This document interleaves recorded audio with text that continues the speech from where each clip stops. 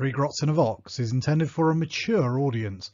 This means there will be crude language and discussions of adult themes, especially if we're talking about tactical marines or Gabriel's Seth. Viewer discretion is not only advised but encouraged. All opinions are our own and often given for humorous purposes. Any advice is given largely for entertainment purposes and would probably be ignored. But if you do learn something useful, count it as a win. Good evening, ladies and gentle grots. This is the episode without John, because he's off on his jollies, because he actually gets to have some for a change, because he normally works like an absolute beast. Both on Blood Angel Commander stuff and Three Grots stuff and work stuff and family stuff. So we thought we would actually do him some honour and put the effort in and record some content while he's not here. So just so you know, that the reason it looks a bit shit and it's probably not going to be edited outrageously well is because, well, I did it and I haven't got a clue what I'm doing. But it looks better than my first unboxing video because Tony actually has a vague idea what he's doing from doing all these painting streams all the time. Yeah, but you saw my heresy one that I put a noise gate that was too strong, so it cut the beginning and the end of every word off. For someone who's literally a sound engineer, that's something that was quite embarrassing to fuck up. I mean, I've googled the occasional how to get started with OBS videos, and they're pretty in depth and intense. So maybe one day I'll dive into it a little bit further. So yeah, we thought we'd talk about some Blood Angels history and lore in the meantime, because John doesn't give a shit. Vaguely know my shit. John doesn't care, and Tony knows weird and obscure lore. Yeah, and like owns every codex, or almost every codex, and huge amounts of stuff. I do own well, I know most of the codexes. Yeah, I'll post you on Codex Chaos Space Marines after we've done that one. Yeah, I'm quite excited to read that, because I'm one of these sad bastards that actually buy. Like, everyone gets really excited about the idea of digital codexes because they want the lore, and they don't care about the lore. They just want the rules and they want to update things. I want the opposite. If they want to do that, that's fine. But I like my codex to be bigger and thicker and have more pictures in it. Yeah, and they always slip the odd little tidbit of story and lore and history and things into the setting of the. They never do really detail. Oh yeah, shit. Sorry. Before we go much further. Spoiler warning. There's going to be spoilers like nobody's fucking business. For literally everything. If you're worried about secrets coming out of books or any of the stuff like that, then we're going to be talking about all this shit. So, you know what? This is your first and only spoiler warning. We're definitely going to spoil stuff. Like the origins of the Sanguinius and all sorts of other type crap. Yeah. Talking of pointless books, I've been unpacking at the moment to move, and I've dug this out if it comes out on the thing. This is the Monstrous Arcanum. Now, this was a Forge World book, like the big black books they did. Now, I got this signed, but yeah, it was. And it was just Warhammer Fantasy monsters. Yeah. And it's just beautiful. It's just pages and pages of beautiful art. The Forge World books before Mr. Bly passed were always just absolutely so fantastic. So good. Well, he was one of the playtesters for this because there is a campaign for fantasy and that in there. And I actually got a lot of the bits signed by the artists, the models or the art, depending on which one it was. Excellent. I was getting to the point where I was actually considering attending a Warhammer event and taking my old paperback, shitty little copy of Devastation of Baal in and try and find Guy Haley and get him to sign it. And then they released that big limited edition, so I was quite happy with that. Yeah. Like my Colossal Squig is signed by Mark Bedford. Dude. Yes, I love the Colossal Squig. And I've kept this book is totally out of date. You can't use it for anything, but it is my absolute pride and joy, my favourite. All of my Imperial armour I sold, all of my Horus Heresy stuff I sold, apart from this book. It might be slightly usable again, maybe, once the whole new Warhammer thing comes around. Yeah. You never know. It's got some weird things in it that are quite fun, because it's got like the Necrofex Colossus and the Fimir Warriors, things like that, which are all stuff that are in like Total War. Rather than fancy. Right, and other important news. Check out this. Now, I was in the shop, Tesco's, looking at beer, because that's what I do, and look what I found. I don't know how well it'll come across, but that is Space Hulk beer. Beavertown Space Hulk. Now, I don't know if there's some weird copyright infringement going on there or something, but when I found a beer called Space Hulk... What does it advertise to taste like? No, it just says a New England IPA. Fair enough. But even if I don't know how well the picture's going to come out, but like the pictures, this kind of like skull thing attached to mashup of buildings and rocks and stuff, and that looks to me like a Space Hulk. Liquid's probably a really good idea, given how it's fucking roasting right now. So I've got this sneaking suspicion that because that is clearly some sort of Space Hulky thing, and it is called Space Hulk, that whoever made this might be a Space Hulk or 40k fan. All right, well, I'm going to have this and some lemonade because I feel like it, and that's what I've got to hand. Rum. Yes, Captain Morgan's sliced apple rum. Hey, you're going hardcore. It's here and it's handy, and I'm going to put some lemonade in it. I don't care. Very hardcore. We're going to need it because this is a big one. This is going to be like a nerd out to maybe not to end all nerd outs, but close. We'll get there. We need to try and stay vaguely on schedule because it's so hot that my equipment will start overheating before long. Yeah. Can't you just like run the cables into the fridge behind you and then? You joke, but I've got ice packs under the laptop. Brilliant. I've got the fan behind me in here angled to blow underneath my work laptop, which I've got slightly elevated on a pair of wooden blocks so that I can have some airflow underneath it, because that thing heats up like a beast as well. Right, okay, so Blood Angels history and lore. Story time with the Chief Librarian. Yes. So I've started this off and I've made this a little bit of a PowerPoint. Now the other downside to me being in my dining room is it means that the cat is going to be in the show. That's clearly a Death Company cat. Clearly it is fallen and lost. And what's his name? Her name? Vivi. Vivi? Yeah. Vivi the cat, and she's a Bengal. She's a bit of an attention seeker. So she's going to be in. Okay, so story time. You know what's going to happen now? We're just going to get requests to show the cat. We want the cat again. At least it's not a live stream because it'll be every 5 minutes. When I used to teach remote teaching, every time the cat would walk on the screen, the kids would go bananas. All right, the cat walked on the screen. Everybody take a shot. There you go. Right. Work. Okay, so I thought we'd start off with a timeline. So here's my timeline. It's a bit rough for 40k. All right. So we start off with M29, M30 with the Unification Wars. Then we go into the Great Crusade, then the Horus Heresy. Then it's the Scouring. Then it's the War of the Beast. Then we've got a little bit of a gap where fuck all important happens till the Age of Apostasy. Then we run into the Gothic War, which had the best miniatures game, and I really hope they bring it back one of these days. Then the first Tyrannic War, which I didn't realise was after the Gothic War, but it is slightly afterwards. Then the Second War for Armageddon. There's some stuff about Golgotha just afterwards and Yarrick getting captured and let go, because then you can have the Third War for Armageddon. Blood Angels were in that, but not importantly, apart from the building falling on Calistarius and turning him into Mephiston. After that, you've got the Siege of Fenris. We don't care, because that's the furry wolf boys and nobody gives a shit. They're all arseholes. Yep. Then I can't figure this one out because in all the records I can find, all of them happened in M41 1999. The Devastation of Bar, Gilliman waking up, and the 13th Black Crusade. So I've kind of got a little bit of insight on that, but it's a bit of sort of hand wavy bullshit. Yeah, they all seem to happen sort of simultaneously and then jump around in the warp. If you'll be insanely nerdy, the 40k dating convention is actually really cool if you start looking into how it works. Why is it really cool? Because it's 9 digits. You got like 41 is the millennium, and then you have a digit for representing how reliable the timeline is in how far away from Terra you are. Number 1 is Terra, and number 9 is like the far fringes of the galaxy, and so the time might not be actually accurate based on how accurate the communication of the timeline is from the records being kept from out in the. Well, this is all the Cronus Drive problem. Off to Terra, yeah. And then you've got 3 digits representing 1,000, which is meant to be 1,000 equal portions of a year, a standard Terran year, but they just break it up into 1,000 bits and measure it in time frames so that it will be a constant measure of time throughout the galaxy that has no relevance to celestial maneuverings in any way, shape, or form, but they just use it because they didn't want to do 365 days anymore for some reason. They thought, hey, we'll break it into 1,000 because we're so cool.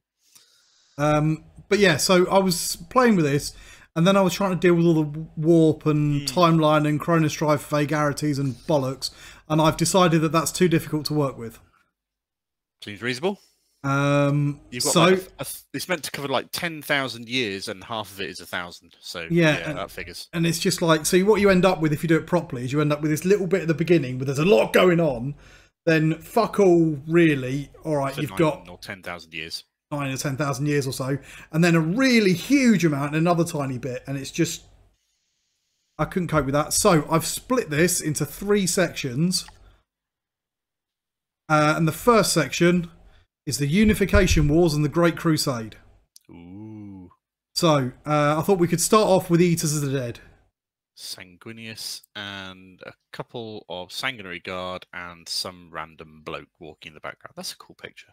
I thought that. Yeah, that's on Ultramar, isn't it? Yeah, that's the Unremembered Empire. Mm. I don't actually know very much about what you just said. That's kind of a part of the Blood Angels lore that's sort of passed over me. Oh, fair enough. Well, I'll go for sort of like a vague explanation stuff of it. Yeah, cool. Then okay, so when you've got the Big E and he's making his Astartes project, well, he starts to release little groups of Astartes, and they start to operate in kind of like it's almost an officer cadre for what will become the Imperial Army. So where's this covered? All sorts of places. This is one of those things that's little bits here and there. There's some really good stuff on it in what's it called? There's a book about Valdor, Birth of the Imperium, and it's quite a short book. Valdor. Yes, the giantess goldenest banana. I need to read Master of Mankind. So anyway, there's a lot of short stories and things about Malcador and Valdor and things like that. And what they are fantastic for going into is before the legions. Okay. Because a lot of the stuff we've got from the Horus Heresy, of course, takes on after the Crusade's been going on for a few hundred years. It's all around the Primarchs, centered around them. It's all more or less all post-Ulanor. It'll be interesting to see what the Sanguinius Primarch series novel is going to cover. Yeah, I'm quite excited about that. Anyway, so right at the beginning, you've got these small groups of Astartes, and they don't really have a name then. But they've already got a kind of use case built into them. And that was part of the... descended from the genetic material. They're all descended, they're all made from the 20 Primarchs. Well, no, it's the other way round. Okay. So Big E's making these 20 Primarchs. They're going to be his generals. Now, interestingly, the Thunder Warriors leaders were also called Primarchs, but they were just Thunder Warriors with fancy hats. So he's made those. Chaos has come in, it's whisked them away. And we're not going to go into that because it's an interesting story, but not really that relevant. Yeah. But he's still got enough genetic material left over to make what would be the legions. Now, what he doesn't have is his Primarchs anymore, which is what stabilises the legions. Now, for some of the legions, that's a big problem. Thousand Sons, we're looking at you. But anyway, so he makes his legions and they start popping up all over the place, and they start to have their specialties. Now, in the 9th Legion, their problem is their overactive omatophagia. Yeah. Omatophagia? Whatever, how you pronounce it. Whatever it is. Anyway, theirs is a bit overly pronounced. And they're a bit brutal and they're a bit violent. Now, with these original proto-legions, they've got very defined areas where they're recruiting from. So some of them are recruiting from like the nobility of defeated warriors. Or in the case of the Night Lords, that's the criminal underclass from the hives. And they've all got their own different areas.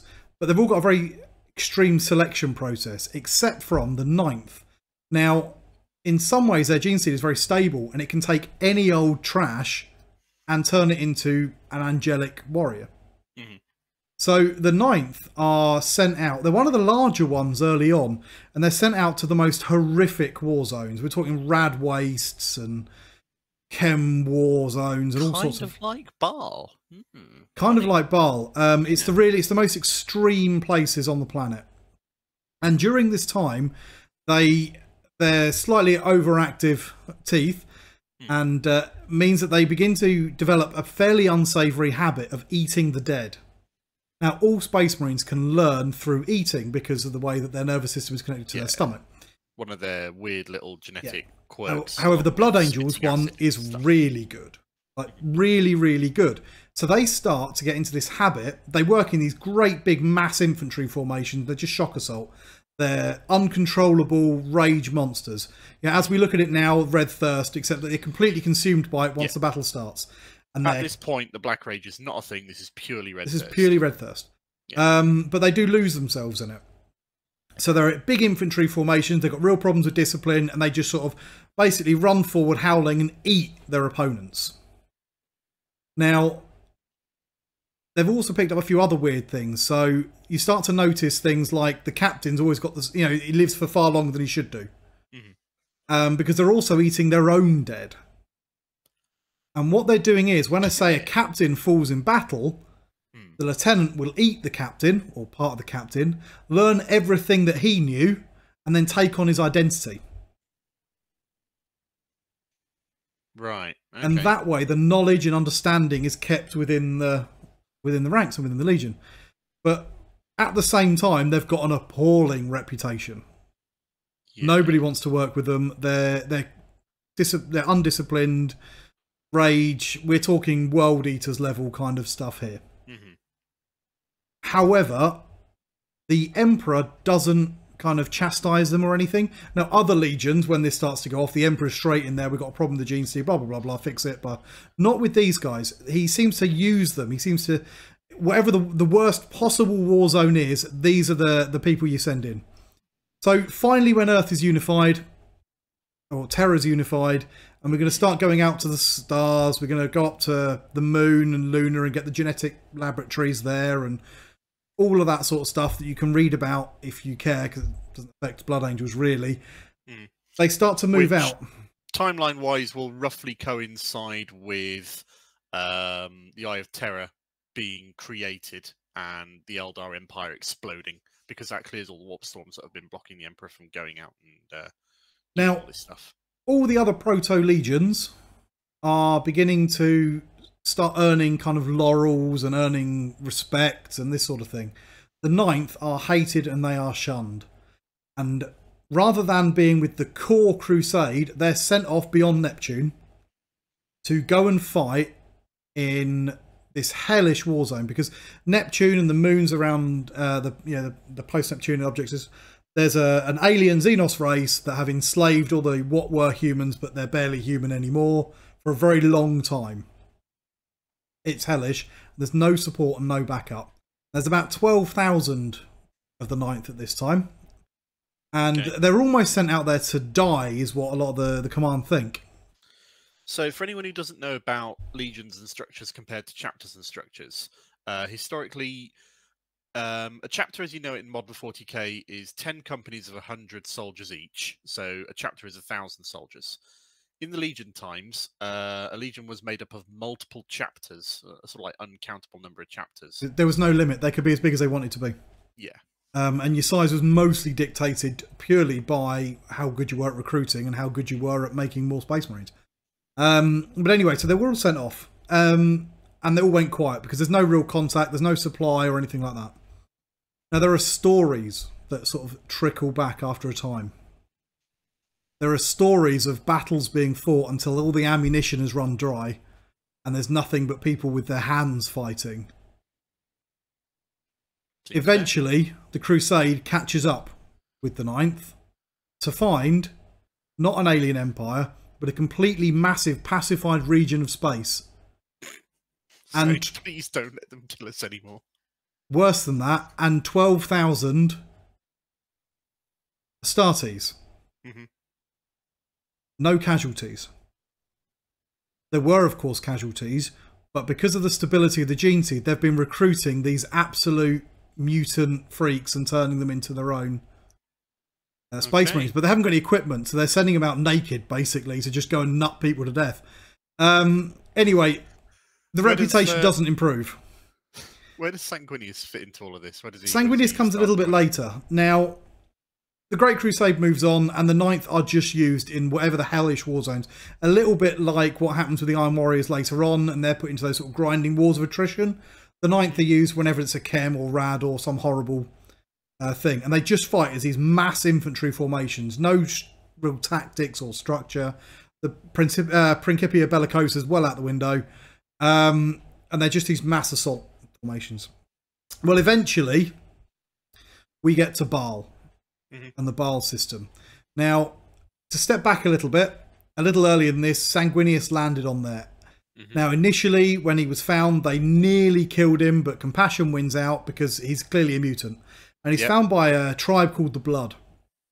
And the Blood pride themselves of being not mutants, because most of the population of Baal Secundus is cannibalistic mutants at this point. Anyway, the Blood find him, and for some reason they don't kill him, and he grows super fast. 3 weeks in, he's the size of a 3-year-old. Yeah. A year in, he's the size of an adult. Probably about the only opportunity they've had to actually kill him before he becomes far too fucking. And his wings grow from little vestigial nubs to things that can keep him aloft. Now, the thing is, on this world of radiation and horror, Sanguinius stands apart because he's untouched and he's not worried about the radiation. Doesn't need a rad suit or anything like that. He's the only one not covered in pustules and boils and all this sort of thing from cancers and radiation. When he's the size of as a child, a 3-year-old or whatever, he kills a rad scorpion with his hands. Now, when he becomes fully grown, there's an incident where a rival, because there's all these sort of inter-tribal wars and things like that, where a rival tribe comes and attacks the Blood and his tribe, and he loses it. He absolutely loses his shit because he sees his family is in danger, and he butchers them all. And he's outnumbered hundreds to one. And he butchers every man, woman, child, the whole lot of them. And at this point, his Primarch powers start to wake up. And he starts to gain that kind of glow that Primarchs have got, that kind of overawe other people. We've got now this great winged, beautiful angel with a glow flying around all over the planet. Now, records are a little bit sketchy and lore gets a little bit contradictory. Some of it describes the Crusaders taking a shift and changing direction around this time, as if the Emperor can sense this. But now Sanguinius has got a problem. He's uniting all of these tribes under him. I mean, he's not building empires or he's not a warlord or anything, but they're starting to worship him as a god. And he's not very happy about it, but something that Big E never quite understood. If you're giant and you're flying around with your long flowing locks and your wings and you glow, it's quite hard to go around telling people you're not a god. And have them stick with it. And have them stick with it. On it. Yeah. So he's a little bit upset about this, but there's not a lot he can do about it, so he kind of lets it go. Eventually, the Crusade arrives and the Emperor comes to Baal, and Sanguinius turns up. Now, he doesn't fight him or anything. He kneels in front of him and... Thank you. He says, I knew you were coming. Yeah. And interestingly, what he asks for is the same thing that Lemon Russ asks for, which is, I'll come with you. I'll lead your soldiers and the rest of it. If you leave my people alone. Because he's really worried. Because he knows what the Imperial truth is. And they're all worshipping him as a god. And what he does is, over time, he carefully integrates parts of the Imperial truth and that and steers them towards the light, as it were, but he doesn't let the planet become industrialized. Baal itself becomes industrialized, and it becomes a forge world almost, which is important later on in the story. But the two moons, which is primarily where the Blood Angels are recruited from, they're left as hellish wastelands, and at a very low technological level. Anyway, so Sangi goes off. He joins the Great Crusade.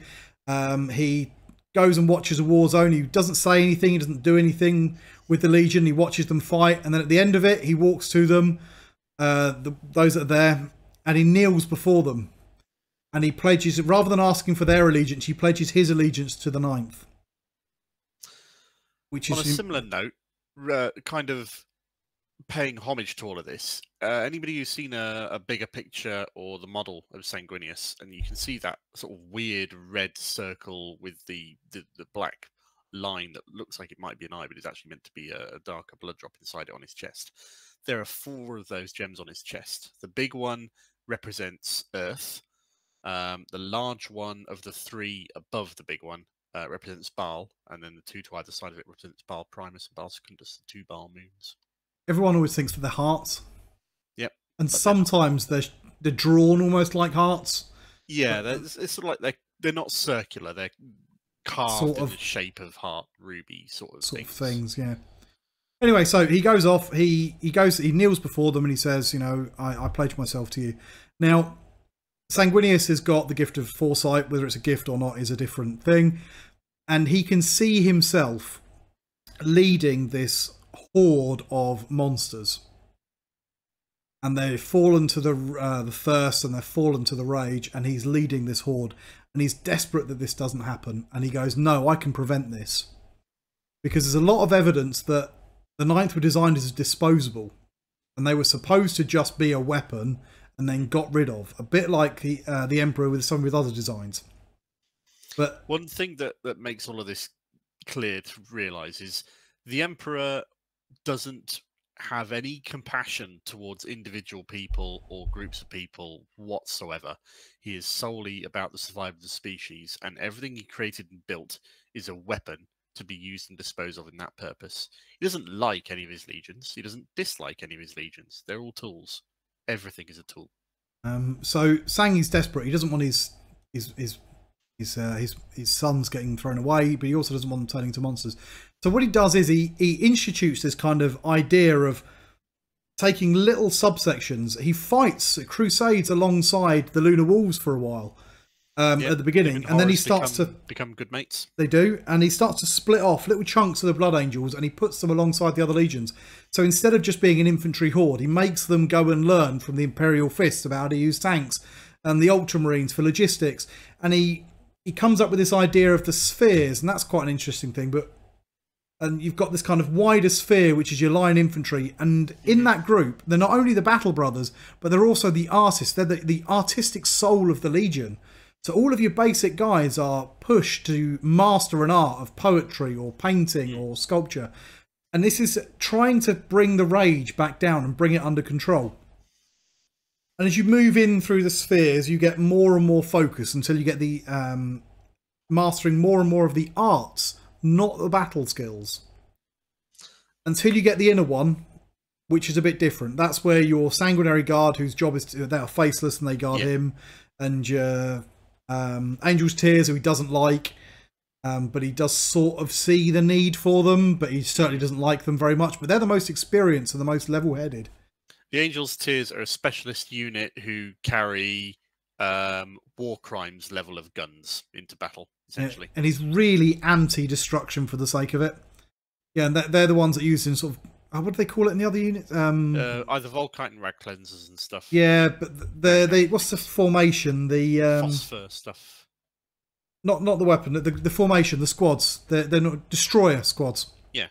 And he doesn't like the idea of destroyer squads, which is interesting. It's also around this time that he becomes buddies with Magnus and helps found the Librarian project, which is quite interesting.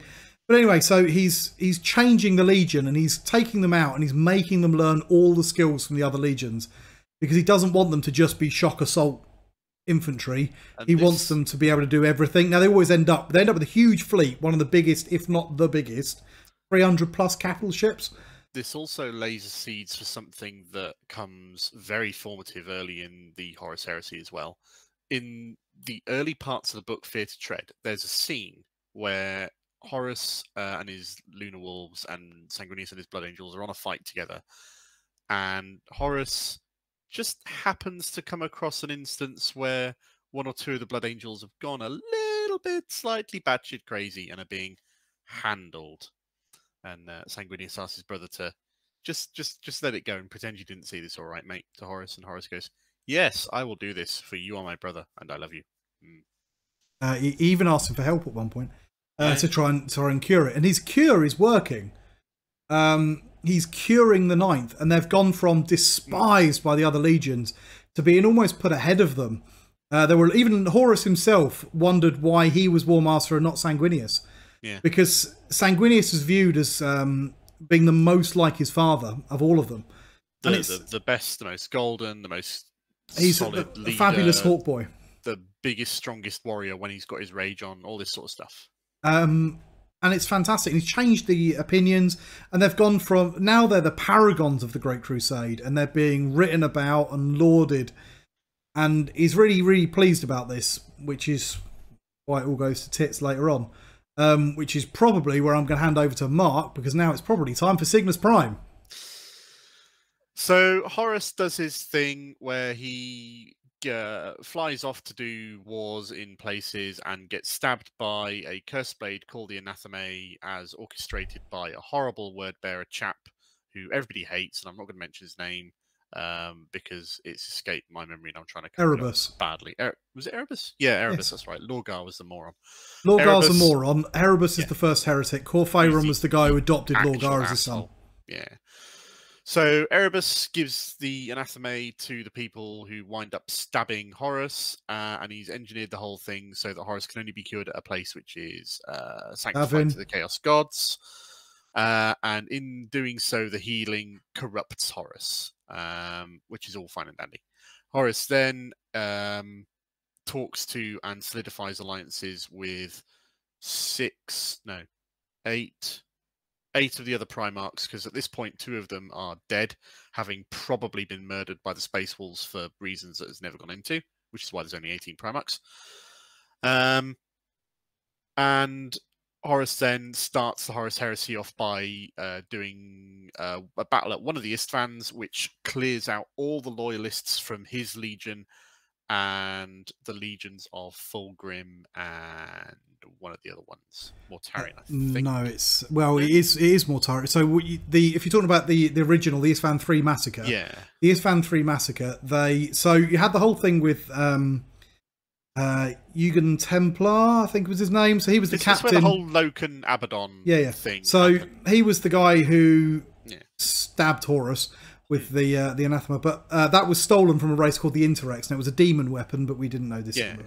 Now, Horus arranges for all of these legions that are with him. So that's the Death Guard, the Emperor's Children, the World Eaters. World Eaters, that's the other one, And he drops all of the loyal parts. Most of the Terranborn. Loyal to the Emperor, onto this one planet, one of the Istvan planets. Istvan 3. And they're all down there and go, oh, what's going on here? And then they all get nuked to fuck by the ships in orbit to clear out all the loyalists from the legions before the actual treacherous stuff. But they don't die because Saul Tarvitz gives a war. No, it's better than that. It's Tarvitz, the first loyalist. So Tarvitz finds out that this is going to happen, that they're readying virus bombs. So all of the loyalists have been sent down there. Tarvitz swaps his place with Rylanor, who is the coolest dreadnought ever. Swaps his place with Rylanor so he can stay on the ship. Finds out about the virus bombs. Steals a Thunderhawk. Flies the Thunderhawk, tells Garrow about it, because Garrow and him fought in earlier campaigns. Garrow eventually believes him. Garrow's a Death Guard. Legs it on the Eisenstein, but it's Terranborn Death Guard. Legs it with the Eisenstein.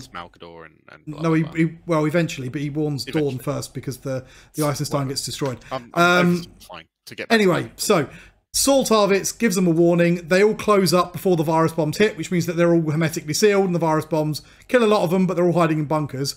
And now Horus has got a problem because he expected to wipe all of the ones that were loyal out, but didn't because they were all hiding in the bunkers because of Tarvitz's warning. The traitors all go down and land. They have to have this big fight, and it takes months, and they get bogged down there. Now, because they're bogged down there, and that's the whole thing, all the loyalists on the planet are trying to do is slow him down to give Garrow a chance to get a warning to the Emperor.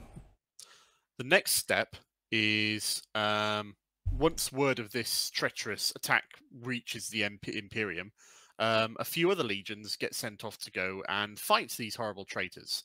And they do this, and they go over there, they arrive, and half the legions that get sent to do the backup thing turn out to be traitors as well. And Ferrus Manus gets his head chopped off. Ferrus gets his head chopped off. Gets 90% of the Raven Guard murdered. And it all goes horribly tits up, and then at that point the 9 traitor legions are all essentially fully done with. As this is taking place, or just before, it's never quite clear exactly I think. when. It'd have to be just before, I think. Yeah. Horus has been declared War Master at this point, and he sends Sanguinius and the Blood Angels off to a planet called Cygnus Prime because he's afraid and worried that Sanguinius will be a more powerful foe and also potentially a more powerful pawn for the Chaos to get to use instead of him.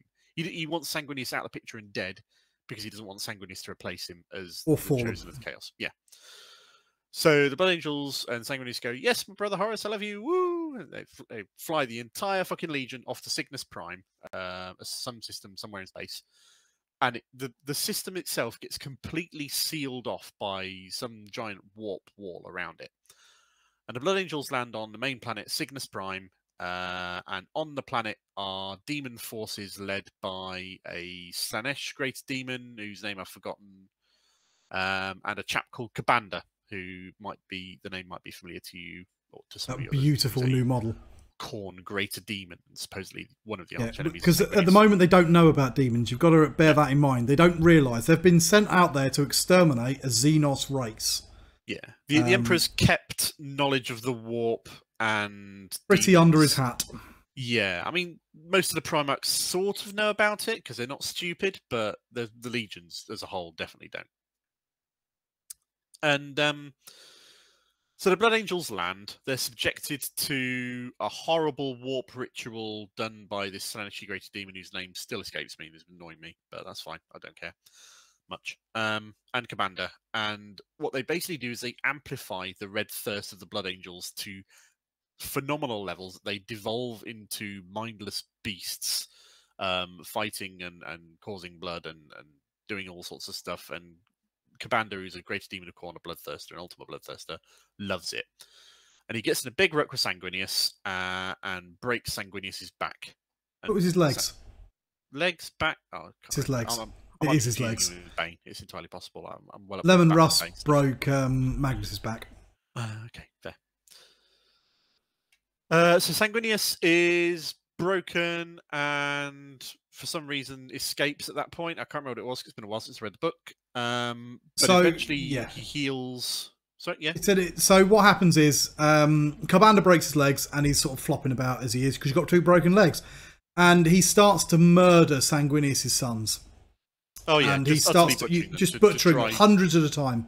He'd quite like Sanguinius to turn to chaos, please. Thank you very much. Because he doesn't kill Sanguinius, but the psychic shock of so many of his sons dying at once renders him unconscious. But he gets pulled back by some of his Blood Angel sons that are there. Ralderon is kicking ass because Ralderon at this point is like the first captain or the first chapter master of the first chapter of the Blood Angels. So he's the leader of the Blood Angels underneath Sanguinius, and the other main guy Azkalon's there. Azkalon is the leader of his Sanguinary Guard and his bodyguard. And Amit's there as well, isn't he? Amit is another Blood Angel who's a leader of one of the chapters that is going to become the Flesh Tearers later, and he loves this whole sort of like red. He's having a lovely time. Stuff. Yeah, loving it. And there's an apothecary as well, who's been a key character in all of this. And how they all escape eventually and get out of this is Sanguinius heals. He has a fight with Kabanda, but this one apothecary says, "No, I will sacrifice myself." If you haven't got it yet, the whole Blood Angel theme is sacrifice. That is what they are. That is what they do. It's the one overriding thing that makes the Blood Angels as an identity. And bling. All about sacrifice. Bling. And bling. And blood. And vampires. But we're not quite Wolfy Wolf time, but... so this apothecary sacrifices himself to become some kind of a demon, or his soul becomes possessed by a demon that is called the Red Angel, and is then kept in Horus's pocket for unknown future purposes that we suspect may crop up in the final part of Siege of Terror, because otherwise Games Workshop have forgotten about it and it will never crop up again, but we'll find that out when we find it out. But this is the Sanguinor, if you hadn't guessed. It's not Sanguinor. It's not Sanguinor. I thought it was a Sanguinor. No, this is not. The Red Angel is not the Sanguinor. That's a different thing entirely, which we'll come to in the next couple of stages of this. There's a Red Angel still. The Red Angel is on the loose in 40k. What? Yeah, it's about in 40k. Really? Yeah. Don't worry about it. It's not that important. Oh, all right. I'll look into that later. And the Blood Angels, after this sacrifice, Sanguinius goes, my son has sacrificed himself for me. I will honour this sacrifice and kick the fucking shit out of Kabanda and all these other demon little babies. And the Blood Angels will be victorious and will break out of this whole thing. Which he does. And, oh shit, the galaxy's gone to pot. What do we do now? We don't really know. There's a whole weird warp thing obscuring half the galaxy from itself. We can't see if the Emperor's still alive or the Light of Astronomicon is there. Oh, we can see Ultramar and all that sort of stuff. Yeah, so at this time, the Ultramarines are using a bit of Xenos tech. Go and visit Guilliman. Yeah, so there's a rogue Iron Warrior who's been employed by Guilliman to activate this piece of Xenos tech, which basically sets up a second Astronomicon Now, because it's the called Pharos, spelled Phiros, because the Ruined Storm is blocking everything else also off. written by Guy Haley. I think I've read that one. Yeah. But anyway, so they see that. Interestingly enough, that whole the Pharos beacon going batshit in that book is what summons Tyrannus to the galaxy. Supposedly. That's what it writes at the end of the book. Is it? Yeah, in black and white. Not Whatever. Anyway, so they see the beacon along with lots of other ones, and eventually Lionel Johnson as well. Yeah. And they're all summoned to Ultramar, where stuff happens, which is where this picture comes from, actually. Yeah. And Conrad is there as well. I think he's captured, or he's the lion. I think the lion catches him, or some other stuff. So here you've got 3 loyalist Primarchs: Lionel Johnson with the Dark Angels. You've got Sanguinius and the Blood Angels, Guilliman and the Ultramarines, ruling over what is effectively Ultramar under siege from a whole bunch of traitors, mainly the Word Bearers, but also Conrad Kurz because he's a dick. And the 3 of them get together and they have a chat. And Guilliman decides, we don't know what's going on in the rest of the galaxy. We can't see any evidence that the Empire still exists or that the Emperor is even still alive. We are going to have to carry on humanity on our own. And you, Sanguinius, are the best of us. You should be the new Emperor. And Sanguinius goes, what? You what, mate? I don't heresy? What? Emperor? Me? No. You're a statesman. And they do this for a little while, and eventually Sanguinius goes, "Oh right, fine, I'll be king if you say so." And he's sitting on the throne, and they proclaim him Emperor of the Imperium Secundus, or whatever the hell they call him. And this is where the Seeds of the Sanguinor comes from, because you got this little book that happens where Azkalon, who you may recall is mentioned earlier as being the leader of Sanguinius Sanguinary Guard, decides that Sanguinius, as the ruler of half the galaxy, is too busy to be bothered by all the detailing minutiae bullshit that people come to present to the ruler of half the galaxy, and needs like a herald, someone that people can talk to in his stead, who is faceless and someone who will listen and say things. And you have this lovely scene with Azkalon and 2 members of the Sanguinary Guard, and they both want to be this honoured person. And Azkalon picks one, kills the other one, and permanently welds and burns the helmet onto the face of the one that survives, and strikes his name from all records, because he is now no longer the identity of who he was. He is now just the Sanguinor, and his job is to be the herald and stand in for Sanguinius, and to hear things meant for him, and to not have any identity of his own. And that's it. That's all the Sanguinor is. Just some guy with a helmet burned onto his face at the moment. That changes later. So anyway, after a while, the Pharos thing gets attacked by the Iron Warriors and a whole bunch of people who don't like the idea of there being Astronomicon. They fuck it up and explode it, because that's what happens in Warhammer. I can't remember his name. The coolest Iron Warrior ever. Yeah, blow it up himself. They have, like warsmiths and things. That's all like very, very cool. They are. They're really cool. The problem is that Perturabo's a knob. He is completely other than Perturabo, they're quite cool. But anyway, doesn't he blow it up himself? There's a fight with some Admech and some Ultramarines and an Iron Warrior on this place where the Pharos is, and eventually it's caused to be overloaded, and the overloading of this Xenoarchaeotech Astronomicon beacon thing, flashing and exploding the light, goes beyond the galaxy, which is when you have the paragraph at the end of the book. The Tyrannus going, oh no, and start heading towards this galaxy. And then shortly after that, some logic happens where Guilliman, Sanguinius, and the Lion all get together and have a little think about what they've done, and start seeing. And Sanguinius sees into the future, and Kurz does something to convince them that the Emperor probably is still alive after all, and they're all just being heretics, starting a second Imperium in his stead. So the 3 Primarchs go, oh, shit. If the Emperor's still alive, we probably better go there then, rather than just sit here twiddling our thumbs and letting the Empire be divided in civil war and chaos. Bollocks. Let's just pretend none of this ever happened. We'll strike it from all our histories. Nobody will ever talk about it ever again. And we'll all just fly on off to Terra. and try and help things. What's going on there? Unfortunately, only one of them got there though. Yeah, so this is covered in a book called Ruined Storm in Horus Heresy. The flight of the three Primarchs and their fleets through space trying to get to Terra and break through the Ruined Storm, which is a massive warp barrier across half the galaxy. And in trying to break through the barrier of the Ruined Storm, Sanguinius is caught in a trap, which is going to lock him into the warp forever. And he is freed by the sacrifice of his herald, who jumps into the warp breach, pushes Sanguinius out the way, and locks himself into the warp. And he is last seen growing fuck-off massive warp psychic angel wings, and to be banished into the warp as a warp creature and never seen or heard from again. And thus is the Sanguinaut actually created. And Sanguinius goes, "Oh, my sons have sacrificed for me again. I shall cry tears of joy and horror, and I shall go off to help the Emperor." And they do. Yep. That's it, really, isn't it? Yeah, we stop there? That breaches the barrier. Guilliman and the Lion go off somewhere else, and Sanguinius goes directly to Terra. He does not pass go. He does not collect $200. He goes straight there to reinforce the defenses of the homeworld and the solar system, and to await his fate.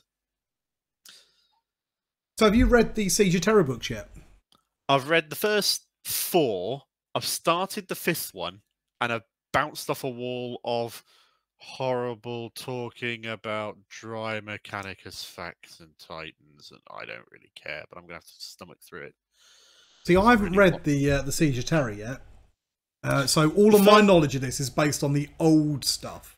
So in the codexes and the first Siege of Terra book is the entry of the War Master's fleet from the edges of the solar system towards Earth. And how it happens is you've got the Emperor, you've got Dawn, you've got Sanguinius, and you've got Jagatai Khan on Terra, on Earth at this point, masterminding the defenses. Well, Dawn's masterminding defenses, Sanguinius and Khan, and they're all just like going diddly-diddly-doo. Well, Khan's doing like laps on the castle walls on his motorbike, and Sanguinius has found a mirror. Standing on the walls looking moody, yeah.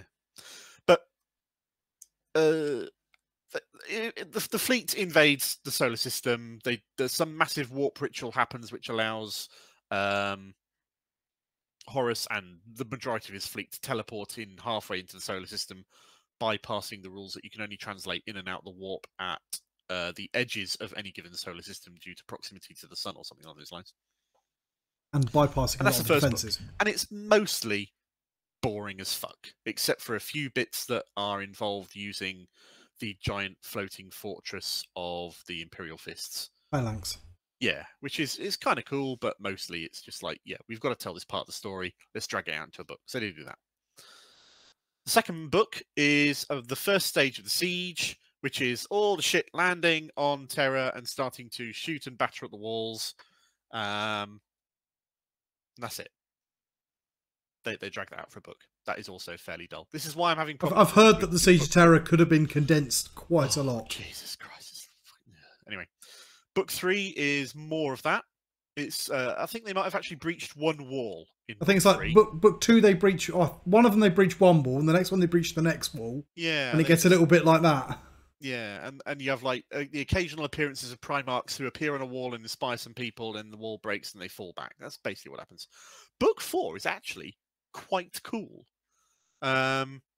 It's called Saturnalia, and it involves shitloads of Primarchs doing loads of stuff.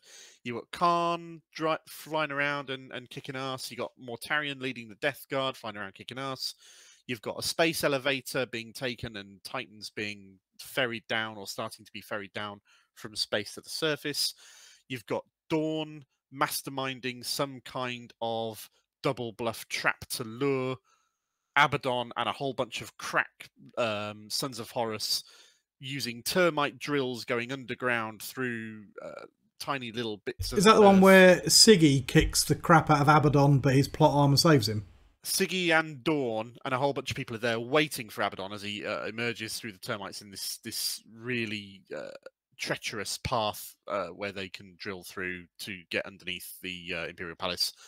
But Dawn's waiting for him because he's realised, and Sigismund is there, and they just fucking beat Abaddon's lily-livered ass, and he turns and runs, and like leaves most of his mates there just to die because he does that.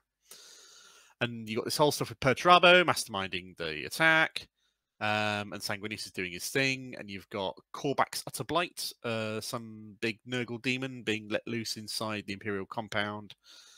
You've got the development of the Imperial Faith happening with the first Imperial Saint sort of being a prisoner, because Malkador doesn't want people worshipping things, but faith and the power that faith brings is being really, really important to the Imperium right now. And the siege just carries on. It gets worse and worse and worse.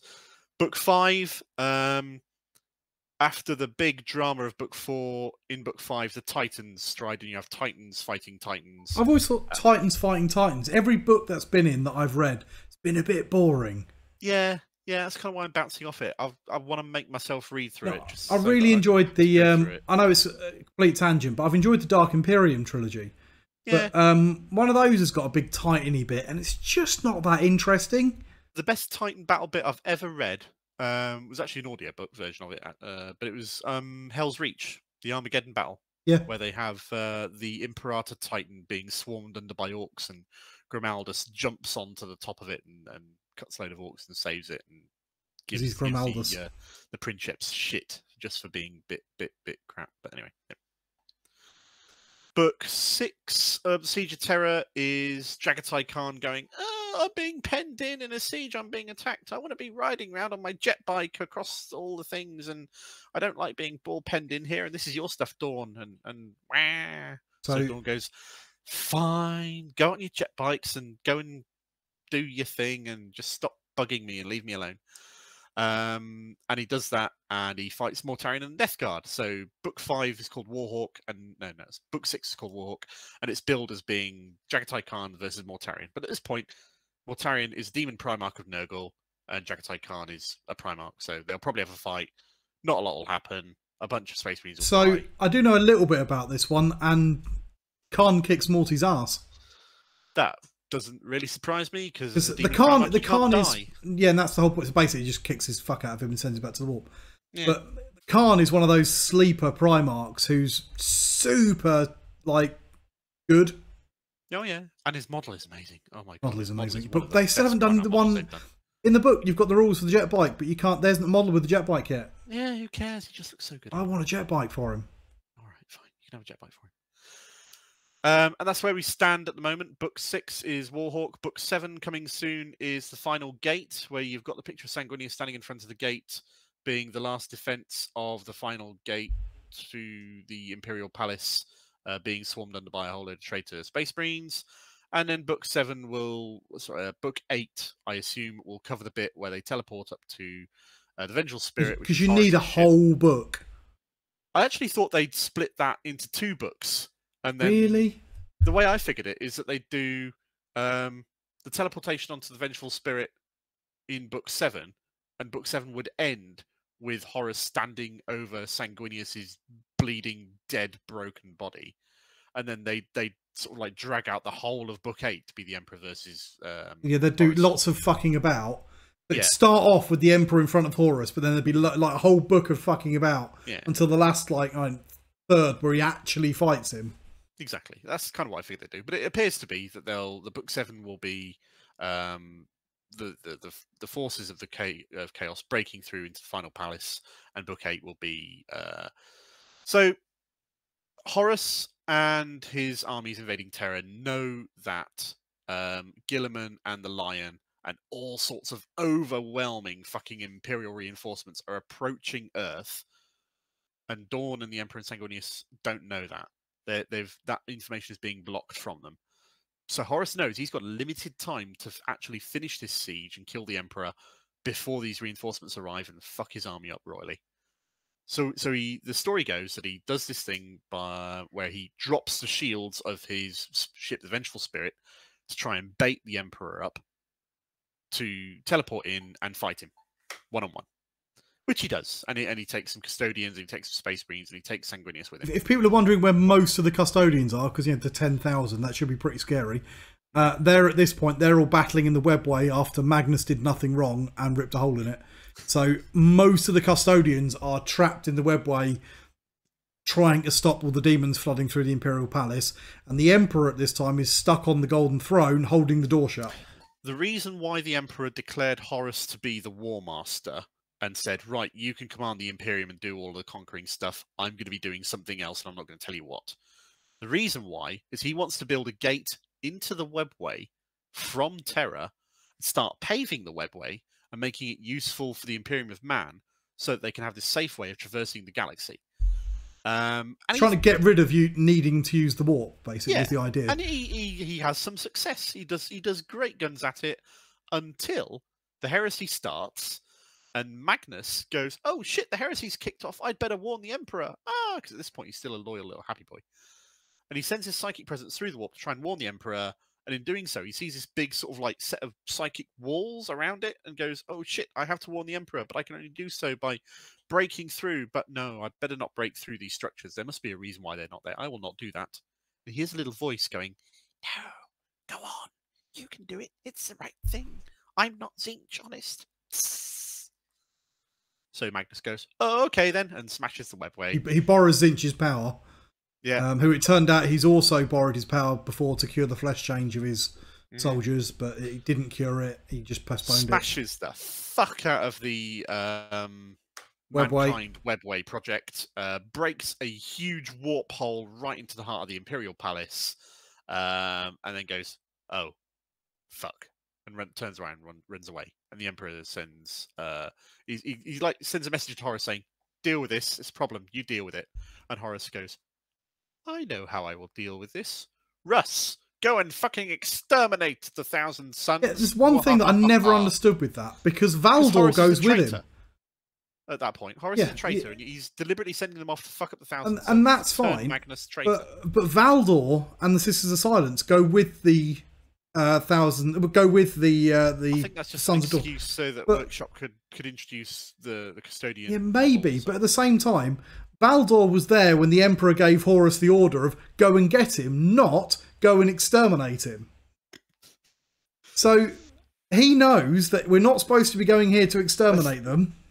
I think we but for some reason he goes along with it anyway. Because it was clearly done to sell the new custodian army, which GW had just produced and wanted an excuse to make these models. Yeah. Anyway, going back. So the Emperor's been sat in the Imperial Palace this whole time, on the Golden Throne, powering the Astronomicon and fighting back the forces of chaos, trying to break through into the Imperial Palace on Earth through the gaping hole that Magnus utterly fucked up with and smashed a hole in. And he decides, once Horus drops the shields of his ship, to teleport up there and try and give Horus a kicking. But he's got to leave someone behind to mind the garage. So he leaves Malkador, who's the most powerful human psycho and has been with the Emperor for uncounted eons and rah. They reckon he's something like 6,000 years old, Malkador. Yeah, he's not. He may as well be Primarch level in terms of psychic ability. Well, he is. He kicks Horus's ass. Yeah. Which is quite funny when Horus starts giving it all that and Malkador force chokes him till he gives up. So the Emperor leaves Malkador behind to sit on the Astronomicon throne and to protect the gates of the broken gates of the Webway, which kills Malkador after a day of doing so. It literally just kills him. And he's a perpetual. He literally loses perpetualness. This day gives the Emperor the time he needs to teleport up there.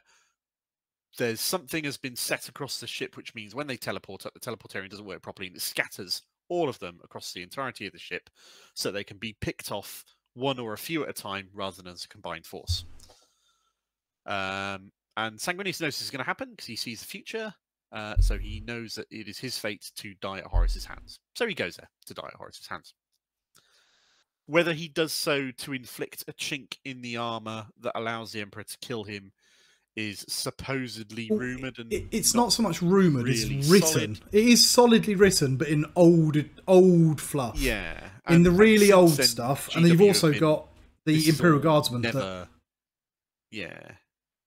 That, We'll find out what the current truth is when Book 8 is released and how GW decide to do it. But till then, he does inflict a chink in Horus's armor that the Emperor uses to defeat Horus.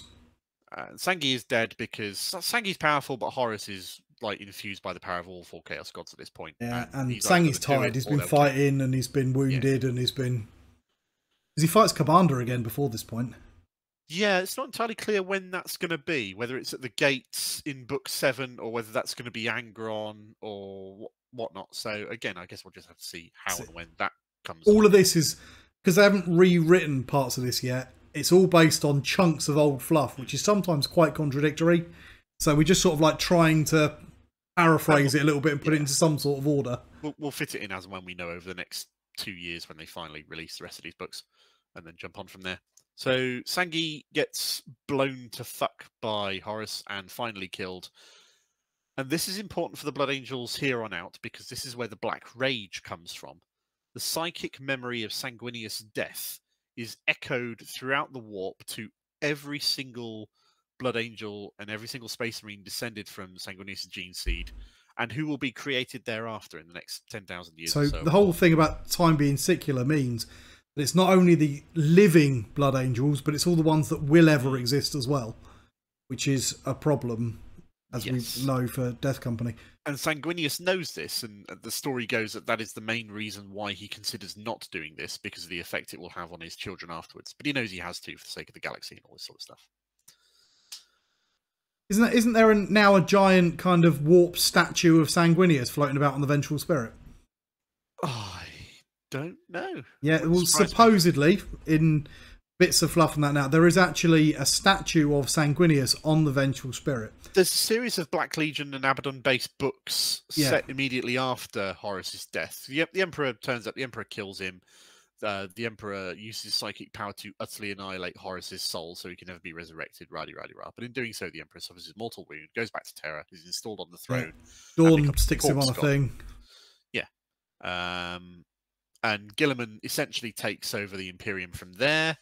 He writes the Codex Astartes, which says that legions are no more. There shall only be chapters of 1,000 Space Marines at a time, because that way no one person will have the power of legions and therefore be able to command the loyalty and raise rebellion on such a scale ever again. All the Primarchs have different reactions to it. Dawn has a big meltdown over it. Lemon Russ has a big meltdown, says fuck off and goes off on his own. Yeah. Point blank refuses, and because of his plot armor, nobody does anything about it. The Blood Angels are all a bit sad, and half of them are mad at the moment, so they're right. Right, they've also lost their Primarchs, so they just say, yeah, all right, whatever. We'll do it. What are the original founding ones? You've got the Flesh Terrors. It's the third one as well, isn't it? I don't know. That was original second founding. I never cared enough to look into it, to be honest. I must confess. But yeah, Amit goes off, finds Cretaceous, lots of dinosaurs there. He quite likes it. The Fate of Azkalon, the lead Sanguinary Guard, is not specified yet at this point. But we do know that Sangi banned him from going to the Vengeful Spirit. Yep. He tells him that he must stay on Earth because he must continue the knowledge and the learning and the traditions. Serve a purpose, yeah. So he's not allowed. He's not happy about that. Along with Valdor from the Emperor. And there's that real sort of parallel. Sanguinius tells us Azkalon he's not allowed to come up there, and the Emperor tells Valdor he's not allowed to come up there either. And given that they're both the leaders of those respective people's bodyguards, they're not happy, but no. Tough shit. Deal with it. That's life.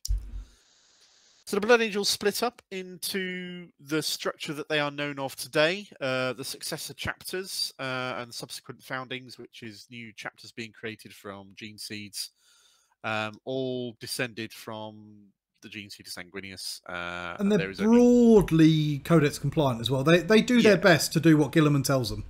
Yeah, because Guilliman and Sangi got along quite as well as they did, so that's all well and good.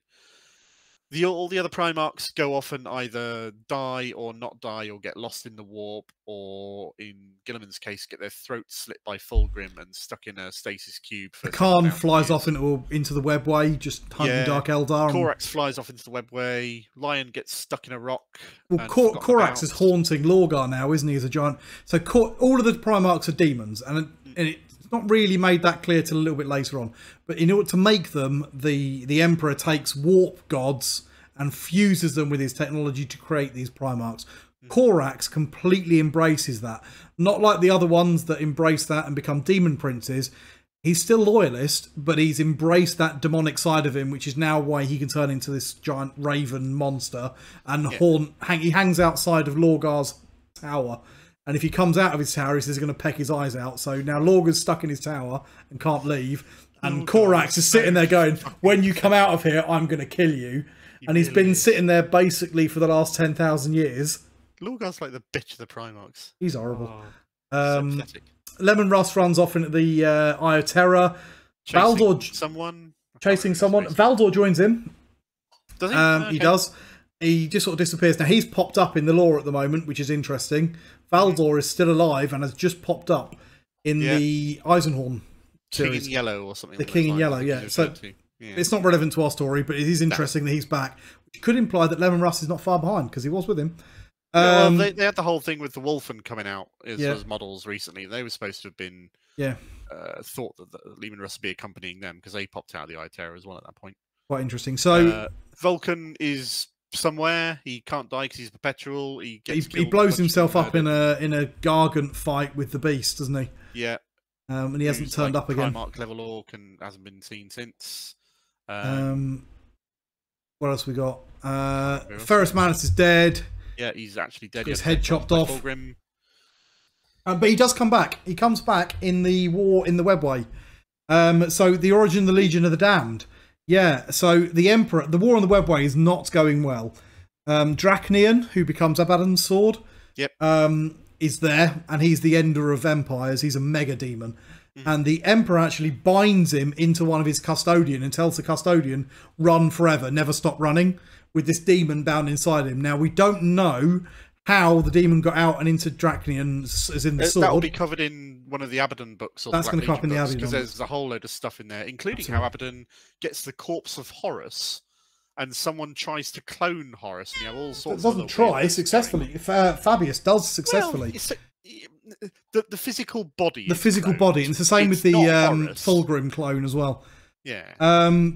What other loyalist ones have we got? The Khan, the Khan goes off. We think he's in Cormora. Right, so. Anyway, it's not relevant. So they all split off. Flesh Terrors find Chrysatia. Yeah. Blood Angels go back to Baal and lick the wounds.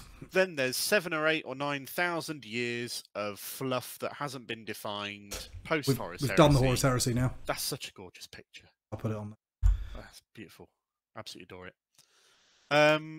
And there's a whole blank bit of lore, basically, where they're not really involved in very much. They take a bit part in the Third War for Armageddon. They're not really that important in it. Dante pops up every now and again and gets given command of some battle or another, but we're not talking Dante's basically no one. Yeah. He's the ultimate nobody who just gets elevated to the position of chapter master by being the only one left alive after every other candidate gets killed.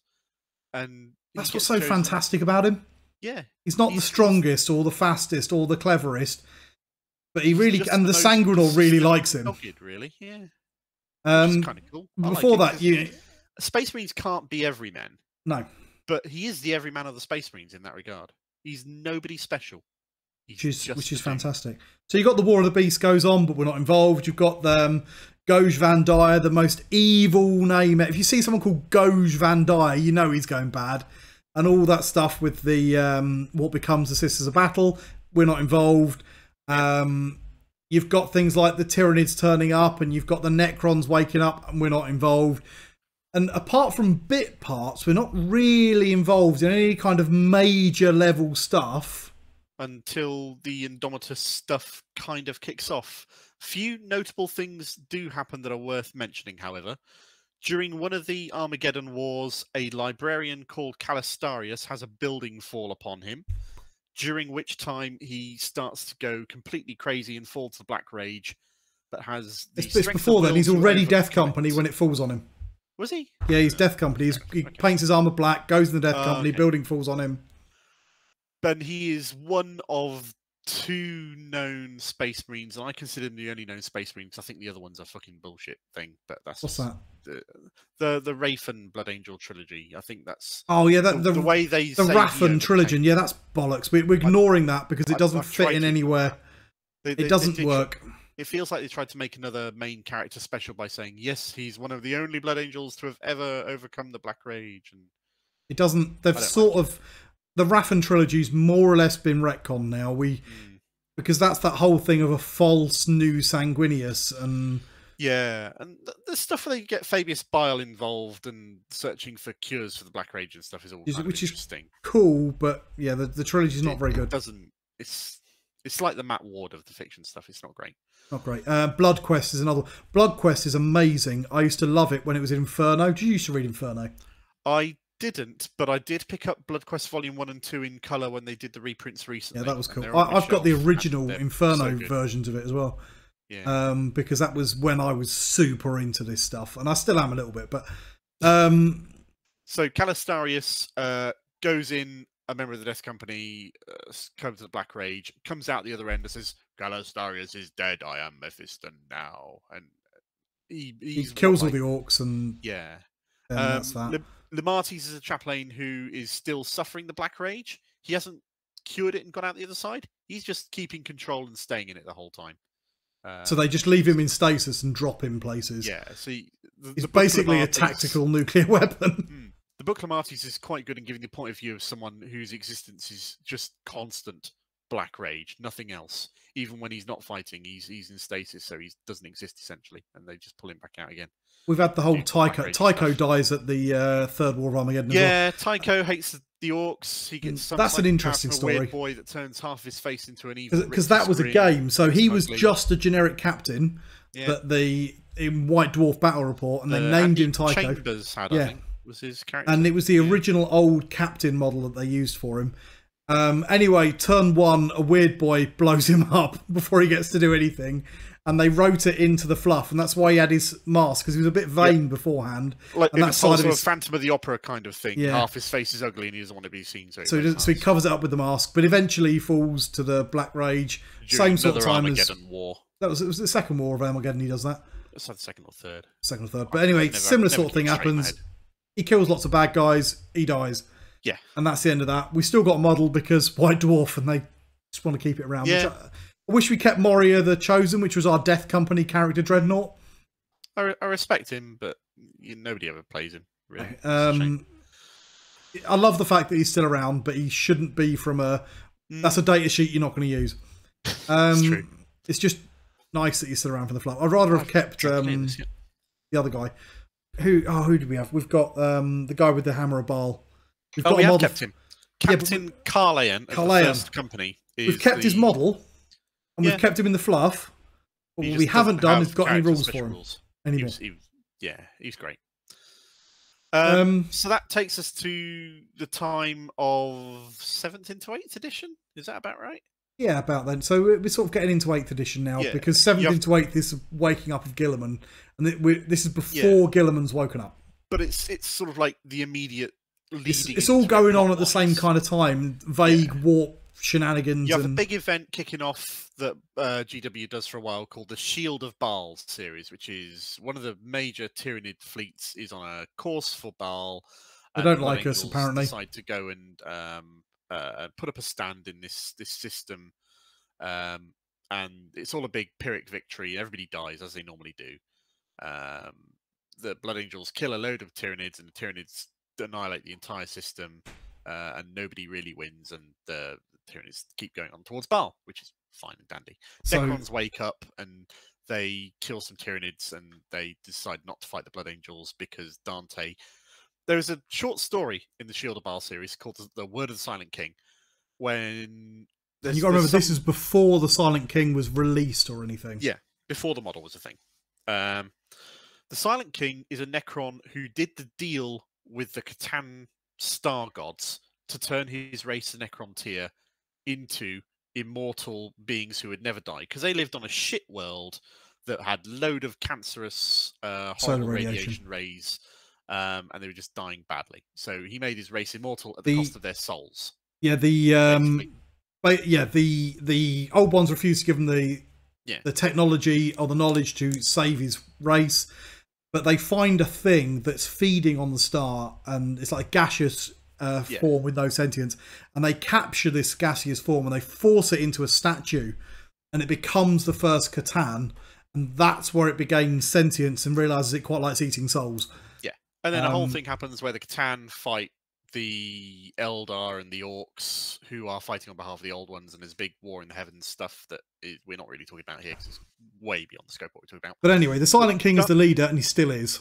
Dante finds out that the Silent King has been located on a planet and goes there with a bunch of Blood Angels to fuck him up. Gets invited to dinner, essentially. Gets invited to have a little powwow and a chat with the Silent King. And Dante goes, "You what, mate? I think I shall strap a nuclear bomb cyclonic torpedo homing beacon to my arm, and I shall go and meet him for tea, and then I shall blow him up, and I shall sacrifice him myself to end one of the most enormous threats to the galaxy ever." And he does this, and he's about to press the button when the Silent King leans forward and whispers to him, "If you kill me, you can't be the golden person who prophecy says will save the Emperor at the time." I thought it was his herald that says that. Because he turns up and the Silent King's silent, but he's wearing a mask of Sanguinius. And initially Dante's like super angry and that, and it's like, well, he's wearing it as a mark of respect. I did go back and reread it, and I'm fairly sure remembering that the Silent King himself does actually speak and isn't silent, which is part of the whole thing. The Silent King speaks to Dante. Which gives Dante pause. He knows about the prophecy and says that I'm essential to the saving of the Emperor and all this sort of thing. There's a prophecy that a golden warrior. I don't know where this prophecy came from. It's like one of those apocryphal prophecies. It's in the Scrolls of Sanguinius. Been in fluff for it's in the Scrolls. Years. That the time will come when the Black Crusades of Abaddon and Chaos will once more make their way to Terra for the ultimate battle, and a golden warrior will sacrifice himself to save the Emperor, and Dante thinks that's him. So everybody else thinks, it might not be. It might be because it's in the Scrolls of Sanguinius that it was actually Sanguinius, and it was talking about Sanguinius sacrificing himself to protect the Emperor. Dante thinks that actually that wasn't talking about that particular time. It's talking about another time. In an arrogant way. He thinks, I'm the Golden Warrior. I'm the person who's like in charge of Blood Angels at the moment. This is gonna be me. Fuck. Oh fuck. Oh and fuck. It kind of lines up with that to stay alive to do this. This is giving me the motivation to stay alive and keep doing the things so that I can do this. It kind of links up with that kind of the Sanguinor saving him more than any other. He's had more visitations of the Sanguinor than any other living history. So Dante doesn't nuke the Silent King. He goes away, and they do their thing, and then they work together. Stuff happens, and then the devastation of Baal stuff happens concurrently or immediately leading up to the time where the Eldar Ynnari stuff kicks off, which involves the Eldar creating their own god of death.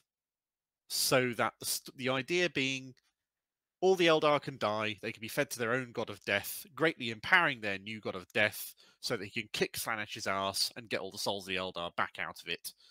And they're still working on that bit. Which is the whole Incarn. Yeah.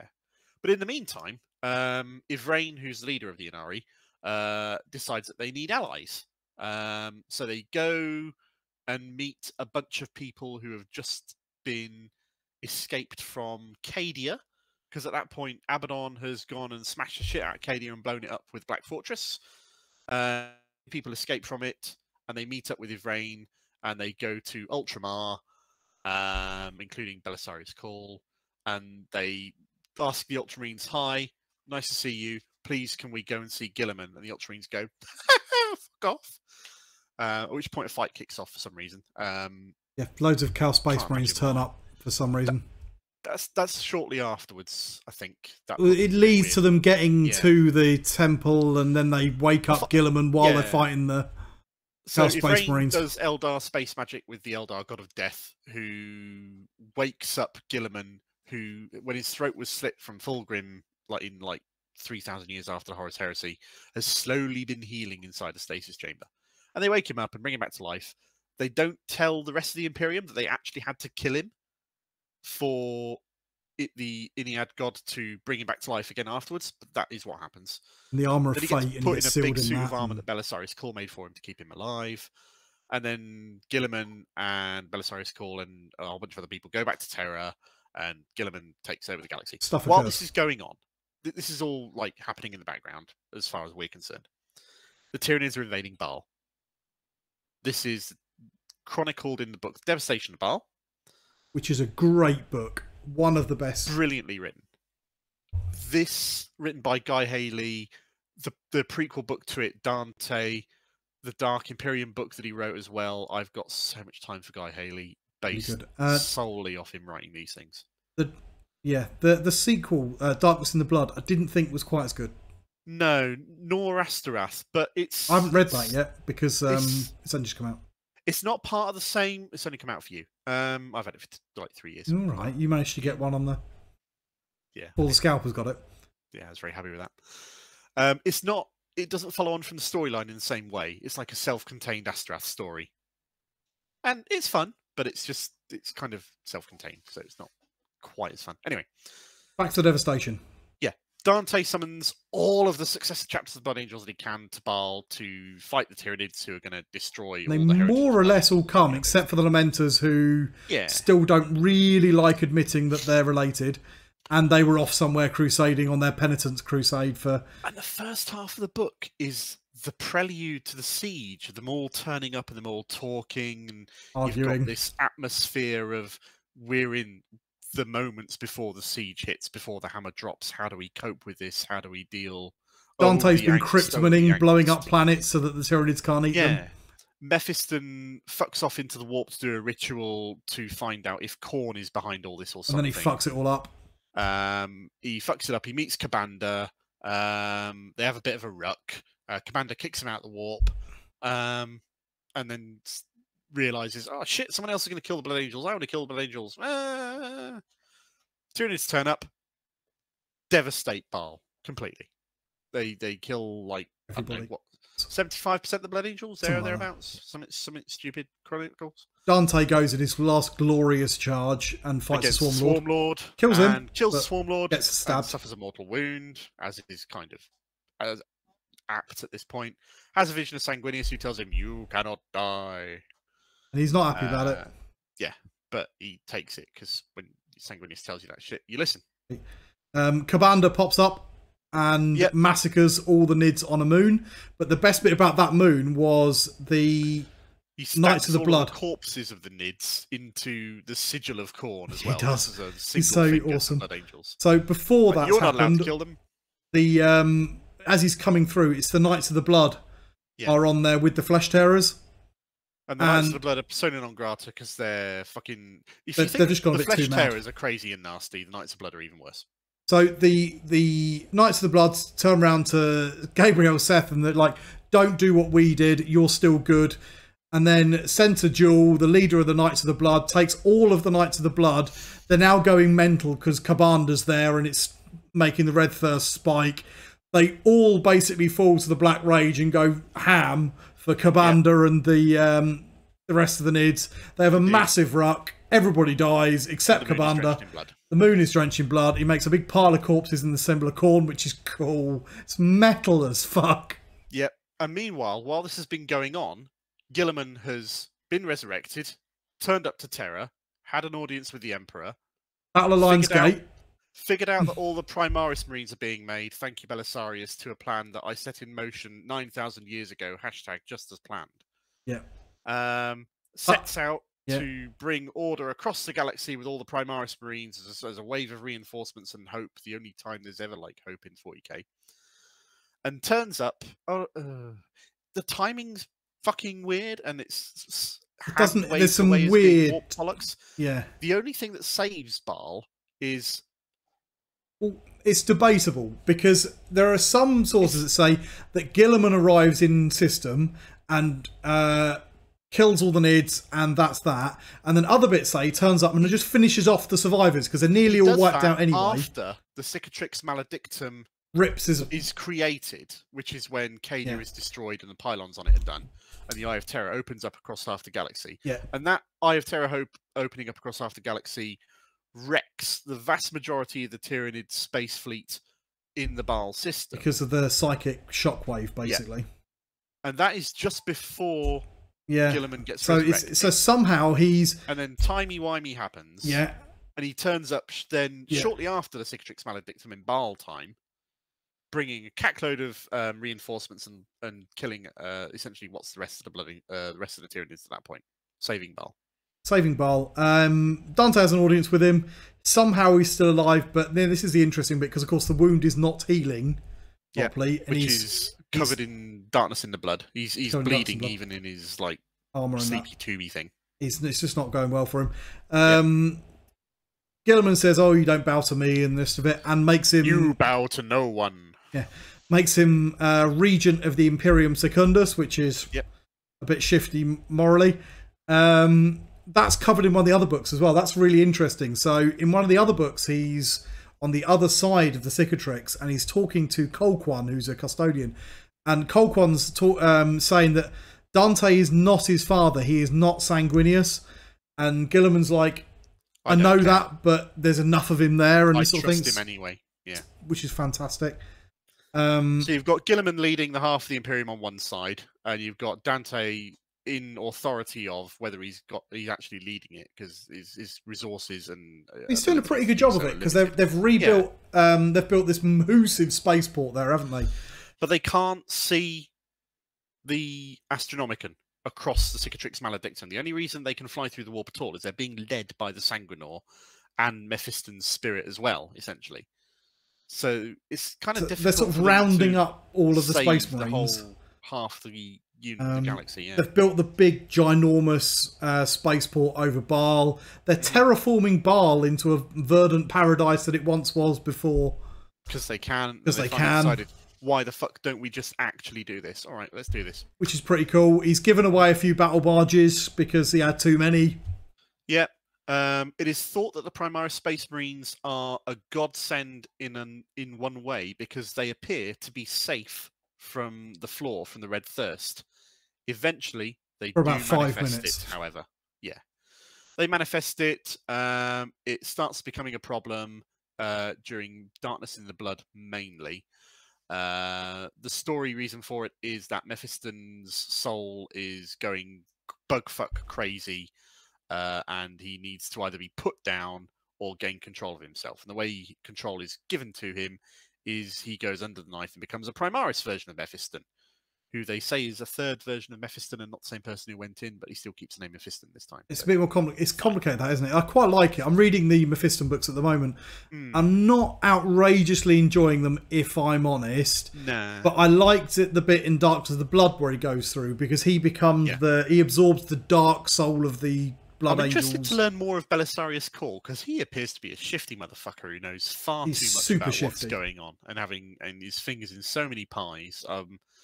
Guy Haley also wrote the Belisarius Cawl, the great workbook that I've got to read at some point. I've read that. It's good. It is good. Yeah, is it worth it? Yeah.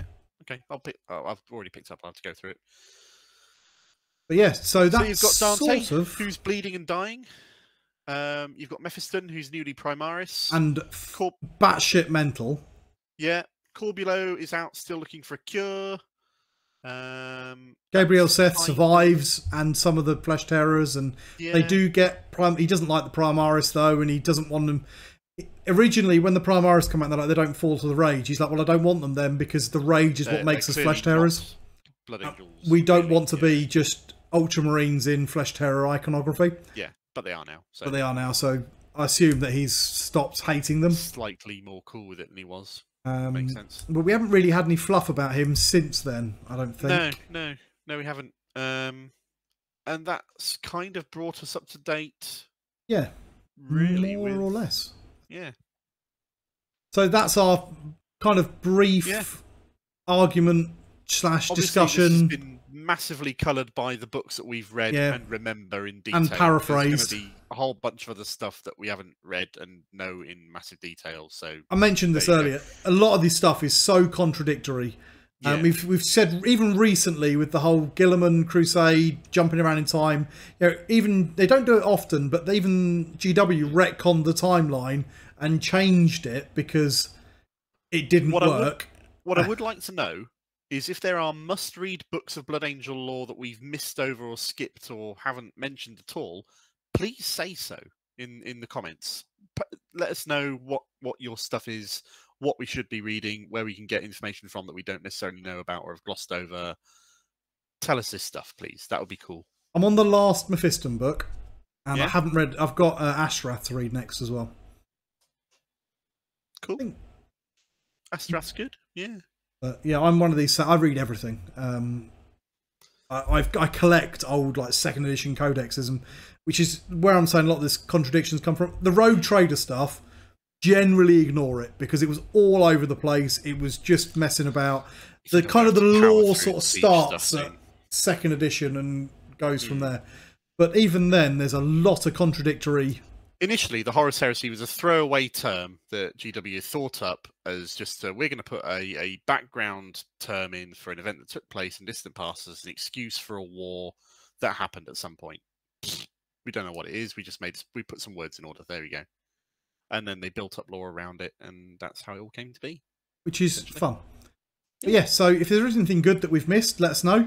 Yep. We do love our lore. That's why we're doing this video while John's not here, so we can't object. Yeah. If you enjoyed it, please leave us a like. Please Yeah, we've still got. all that We're shit. not finished yet. Are we not? Oh No. shit! There's more. There's Fuck. more. Ah. We're getting too excited. We've Leave got us the a most like anyway. the most important. But yeah, leave us a like anyway. It does help us out. We're really desperately trying to push for that 1,000 at the moment. What more is there? What more? What more is there? You know what there is? There's Pile of Glory. Oh shit! Yeah. And you've been busy for a change as well. It's the end of the bloody. Oh yeah, I've got an event coming up. I've been busy this evening. That's why I was almost late to the filming tonight. I was still painting shit. I've got a schedule worked out every day this week where I'm painting this little bit of the army, then this bit, and then this bit. And if I fall behind, then it's going to. I have a Kanban board that I work down. Anyway, so well, speaking of, what are we looking at? Hey, that is the 1,000-point army I am going to be taking to a small local event with some mates on 3 or 4 days. So we're filming on a Thursday. The event is on the Sunday, and that's going to be my list. The only things in there that I consider finished are Dante, the Ancient, and the Sanguinor. I've got a bit more work to do on the Dawn Guard / Sanguinary Guard on the left. Some work to do on the Assault Marines, obviously, the Eliminators, the Dreadnought, and the Death Company Intercessors. Death Company Which I've painted Intercessors? that way because I've decided that Death Company in my army don't get to wear gold. Other Blood Angels get to wear gold. If you become Death Company, you've fallen. You do not get the honour of gold anymore. You get bone instead. Fair enough. All very cool. Yeah. Las-Fusel Eliminators? Las-Fusel Eliminators. I mean, those are Sniper Rifle Eliminators because that's what I've got. But I'm going to say the Las-Fusel because deal with it. I do love those Dawnbreaker models. I don't have any, and I really want a set. They're so expensive now. They really are. But they are beautiful. They're very nice. Is that Unit of Vanguard Vets as well, or is that an Assault Squad? It was a unit of Vanguard Vets. It is now an Assault Squad. Why have you switched points? Yeah, mainly. Well, no.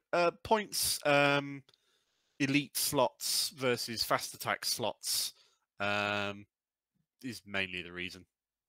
For 90 points for those 5 models with the upgrades they've got in a fast attack slot is very attractive. Very attractive indeed. Cool. Yeah. And then you've been busy here as well. Yeah, I'm playing online Blood Bowl League, which has gemmed up my enthusiasm for Blood Bowl. So I've been doing a bit more work on my Blood Bowl Wood Elf team. I'll be playing some 7s next week with a bunch of mates, which is Blood Bowl. Blood Bowl's a game normally played with 11 players. There's a short version of it called 7s, which is a smaller board, less turns and less players.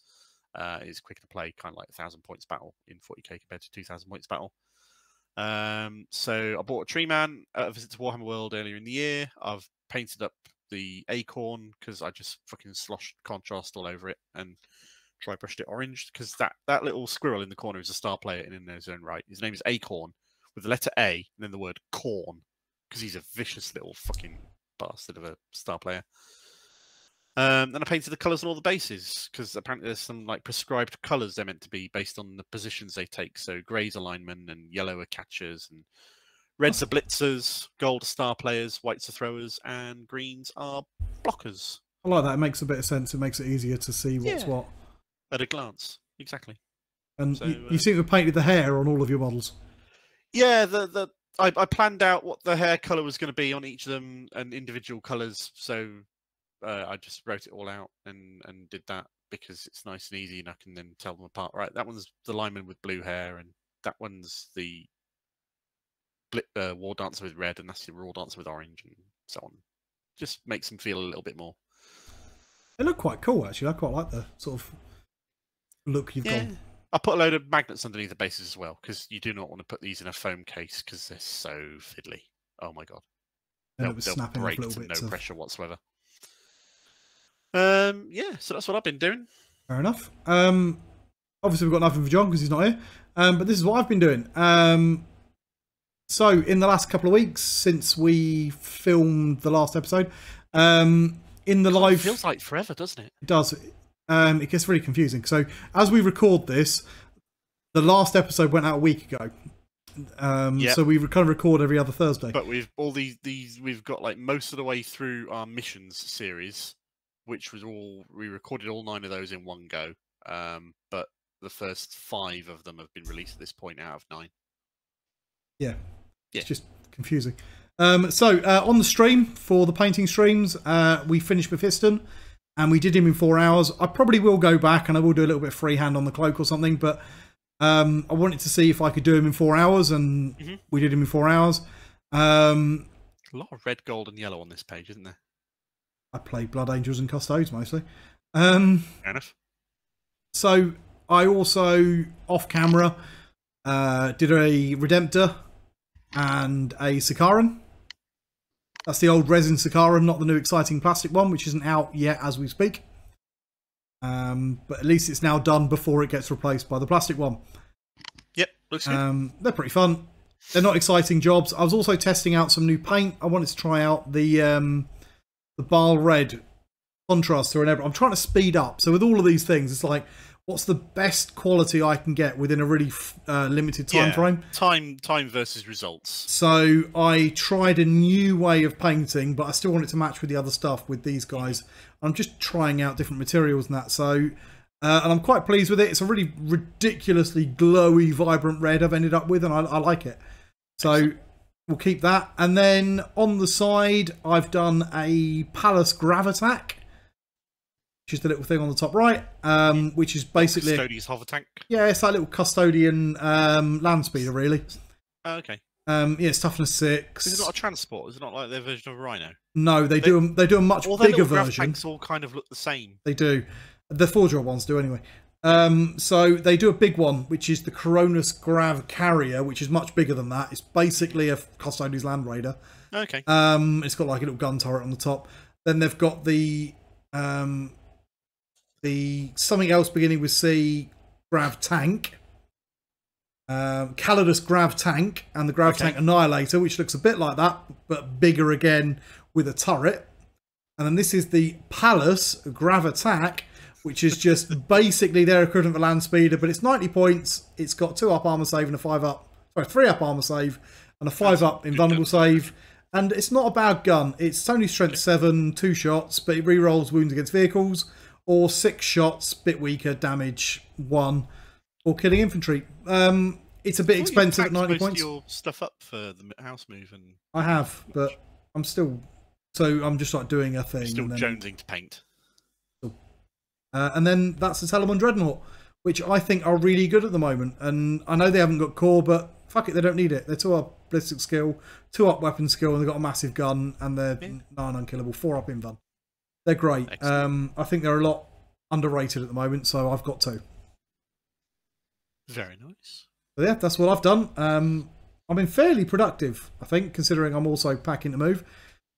And then on the live stream at the moment, we're working on a really old 2nd edition Yarick, who's a bit of a bastard to paint, but quite fun.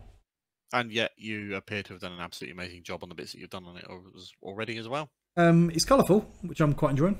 Yeah. Looks really good. The pictures I've seen on Discord that you shared of it afterwards. We're gonna finish him on. Well, we will have finished him, hopefully, touch wood, 2 days before this goes live. So when you see this, hopefully it will already be finished and available to watch if you want to. Yeah. Cool. So I think that is it. That is us done. Yeah. So, like Mark was saying earlier, like, subscribe, but do it responsibly.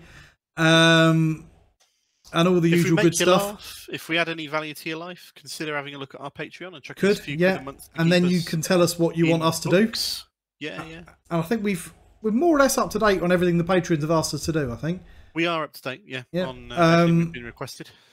And then we'll do whatever you want us to do. We've had a few suggestions. We've got a few more episodes. The next episode will be with John. Although it might be a little bit tight whether I'm in it because I'm supposed to be moving. So, yep. Who knows? The plan is currently it will be a getting started with Chaos Space Marines. Which will be a laugh. Assuming that I am actually feeling qualified to knowledgeable enough to bloody do that by that point, because it's a big book. It's got a lot of shit in it. Oh my god. But yeah, that's the plan. We may revise it or change it. We will see. But yeah, there we go. Okay. So thanks for watching. Let us know in the comments what we got wrong. I'm sure we got plenty of things wrong. Yeah, I'm sure we monologued on far too much in a number of places. Oh yeah, definitely. We just jabbered on. But we're on time for the recording, which is pretty good for us. More or less. Wow, I thought we were like over it by an hour. No, we're about an hour and 35 minutes or so. Also, I want to shout out here while we can as well to Blood Angel Commander Discord member Foz, who's drawn some icons for the three of us, which I thought were really cool. Thanks, They Foz. are very cool. We'll see if we can get some versions of those up and maybe being used somewhere. So, yeah. Yep, awesome. very cool. Yeah, cheers, Foz. And thanks for watching. See you on the next one. Have a good one. Cheers, guys.